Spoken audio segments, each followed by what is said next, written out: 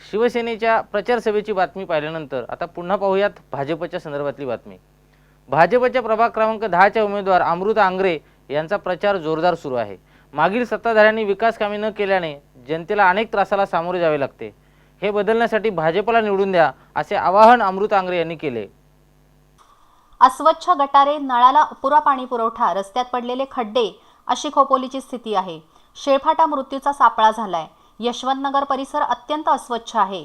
सत्ताधाऱ्यांनी याकडे दुर्लक्ष केलं, त्यामुळे ही स्थिती बदलण्यासाठी भाजपचा प्रयत्न असणार आहे असं नगरसेवक पदाच्या उमेदवार अमृता आंग्रे यांनी सांगितलंय। पाणी, ज्या मूलभूत सुविधा आहेत, पाच गरजा ज्या माणसाच्या आहेत त्या पूर्ण करण्याचा प्रयत्न आम्ही जरूर करणार आहोत।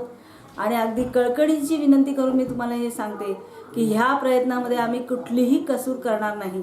निवडून आल्यानंतर सगळी जबाबदारी सर्वस्वी आमच्यावरच राहणार आहे त्यांची, आणि ते पूर्ण करण्याचा आम्ही प्रयत्न करणार आहोत। दुसरी गोष्ट अशी, पाताळगंगेचं मुबलक पाणी असून सुद्धा ह्या लोकांना मिळत नाही आहे, ते देण्याची व्यवस्था करणार आहोत। जागोजागी दिवे लावणार आहोत, स्वच्छ आणि सुंदर खोपोली करणार आहोत। घाणीचे जे साम्राज्य, जागोजागी कचऱ्याचे जे ढीग आहेत ते काढण्याचा प्रयत्न करणार आहोत। इथे अद्यावत हॉस्पिटल, अद्यावत नाही, साधं सुद्धा हॉस्पिटल इथे नाही आहे शिळफाटा परिसरामध्ये, ते देण्याचा प्रयत्न आम्ही करणार आहोत। राजा राणीचा पार्क इथे नाही आहे, छोट्या मुलांची सुविधा नाही आहे, ती करून देण्याचा प्रयत्न करणार।